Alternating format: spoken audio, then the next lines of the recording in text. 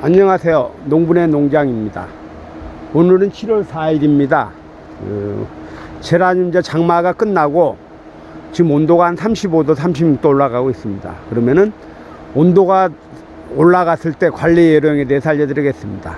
자, 이 제라늄은 장마가 끝나면 아마 굉장히 습하고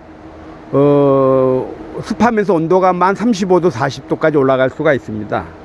자, 그러면 어떻게 관리해야 되냐? 일단 건조하게 관리해야 됩니다. 그 말은 뭐냐면 온도가 습도가 있거나 습하면은 물러지기가 쉽습니다. 그리고 온도가 한 30도가 넘어간다 그러면은 우리 저렇게 차광을 해줘야 합니다. 자, 위에 보면 검은 차광망이 있고 그 위에 또 이런 시커먼 하얀 담요가 쓰여져 있습니다. 뭐 부직포인데 굉장히 두껍습니다. 이게 또 차광이 된 겁니다. 자, 이렇게 해주면은 온도가 한 4도 3도 떨어집니다. 자, 그러면은 집에는 차광망도 없고 이렇게 이 담요 같은 것도 없으면 뭘로 해주냐? 브라인더로 이렇게 쳐줘야 됩니다. 왜 그러냐면 제라늄은 최대한 온도를 떨어뜨려야 되지 그냥 햇빛을 받거나 직사광선을 받으면 온도가 40도까지 올라갈 수가 있습니다. 자, 그러면은 40도까지 올라가면은 줄기가 물러질 수가 있습니다. 온도 열에 의해서. 자, 그래서 우리 집 온도가 한 22도, 32도에서 35도가 넘어간다. 그럼 거의 대부분 브라인드를 쳐주는 게 좋습니다. 그리고 브라인드를 쳐주고 이렇게 환풍기, 지금 이 돌아가는 소리가 전부 다 환풍기 돌아가는 소리입니다. 자, 환풍기를 돌려줘서 공기를 순환을 시켜줘야 됩니다. 그리고 최대한 물러진 걸 예방하려면은 공기 순환을 잘 되고 건조해야 됩니다. 요즘에 걸리는 병은 대부분 세균성 병이라서 세균은 습도가 많으면 생기고 온도가 높으면 생기기 때문에 가급적이면 온도를 떨어뜨릴 수가 없으면 습도를 조금 주는 게 습도를 없애는 게 가장 좋습니다. 자, 그리고 물은 최소한의 양을 줘야 됩니다. 물을 너무 안 주면은 빼다고만 남을 수가 있습니다. 그래서 최대한 물을 주고 최소한의 물을 주고 물은 줄 때 가장 시원할 때 물을 주는 게 좋습니다. 그래서 여러분들이 우리 집 아파트가 10층 이하라 그러면 특별히 관리를 잘 해야 됩니다. 왜 그러냐면은 층수가 높을수록 습한 기운이 없어지고 또 저층일수록 습한 기운이 많습니다. 그래서 제라늄 습도 열기에서 망가지니까 가급적이면 열기가 없고 또 습도가 없는 상태로 관리하는 게 좋습니다. 그런데 이렇게 관리하기가 굉장히 힘드니까 유심히 신경을 쓰는 게 가장 좋습니다. 지금 이거 영상을 찍고 있는 나서 약 2시 한 20분 정도 됐습니다. 오후. 근데 지금 우리 집 온도 하우스 지금 이 온도는 32도를 맞춰 놓고 있습니다. 원래 바깥에는 35도가 되는데 이렇게 차광을 하고 1중 차단, 2중 차광을 하고 난 다음에 온도가 한 3, 4도씩 떨어졌습니다. 그리고 이 자체 환기를 계속 시켜주는 겁니다. 가급적이면 바깥에 있는 공기를 들어오는 게 좋은데 이렇게 환기를 시켜주는 겁니다.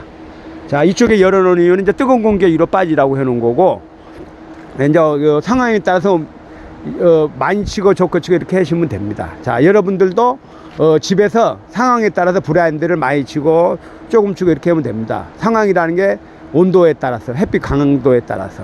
자, 그래서 여러분들이 특히 제라늄 10월 달에 여름에 관리하기 가장 힘든 게 뭐냐면 온도에 민감하고 습도에 민감하고 또 습도가 높으면은 반드시 물음병이 온다고 생각하시면 됩니다. 그래서 물을 줄 때는 조금씩 자주, 또 물을 너무 안 주면은 이파리가 작아지고 다 노랗게 떨어질 수가 있어도 물을 좁게 주는 게 더 좋습니다. 물 많이 주는 것보다 이파리가 떨어지더라도 나중에 찬바람 나오면 이파리를 또 무섭게 키울 수 있는 방법이 있기 때문입니다. 자, 그러면 우리 온실을 천천히 한번 돌려보겠습니다. 자, 이거는 관리가 잘 되어 있습니다. 왜 그러냐면 집중적으로 관리하고 수시로 관리해주고 꽃도 따주고 잎도 관리해주고. 자, 그러면 이제 우리가 관리가 잘 안 된 부분을 한번 보여드리겠습니다.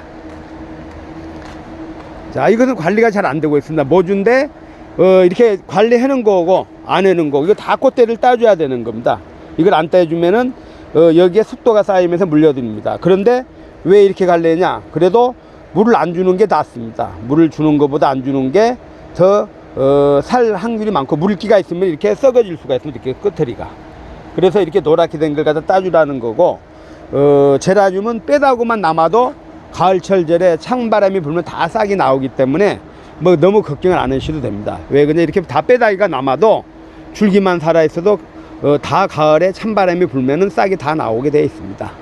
자, 여기하고 차이가 뭐냐, 여기는 좀 햇빛이 많이 받고 여기는 조금 받고 그렇습니다. 자, 그리고 5월달 4월달부터 뭐 탄탄히 키운 잎이 이렇게 작아진 것들은 잘 죽진 않은데, 잎이 이렇게 크게 자란 것들은 죽을 위험성이 많습니다. 왜 그러냐면 줄기도 약하고 또 잎도 약하고 세포 자체가 약하기 때문에 잘 죽을 수가 있습니다. 그래서 여러분들이 제가 비료물로 키우지 말고 탄탄히 키우라는 이유가, 이렇게 탄탄히 키운 것들은 덜 망가지는데, 이런 식으로 탄탄히 키운 것들은 그냥 막 우짜르게 키우거나 잎이 큰 것들은 쉽게 잘 망가질 수가 있습니다. 왜? 세포가 약하기 때문에. 자, 그래서 가급적이면 여름에 꽃을 따주는 이유가, 꽃이 있으면 이 줄기가 이렇게 망가질 수가 있기 때문에, 또 꽃이 금방 피다가 말 수도 있고, 그래서 가급적이면 꽃대도 잘라주고 이렇게 다 정리해 주는 게 좋습니다. 그리고 온도가 높으면은 꽃이 잘 피지를 않습니다. 성장을 안 하기 때문에. 자, 그래서 여러분들이 온도가 35도가 넘어갔을 때는 어떻게 관리했느냐, 집에서 일단 차광을 시킵니다. 브라인드에도 내놓든지 아니면 직접적으로 햇빛을 보여주지 말고 간접적으로 보여도 해가 다 반사돼서 들어옵니다. 너무 강하기 때문에. 그래서 여러분들이 온도가 이렇게 높으면은 해를 차광시켜준다 생각하고, 물은 조금씩, 거득이 완전히 말랐을 때 조금씩 주는 겁니다. 저녁 때, 가장 시원할 때. 자, 이상입니다.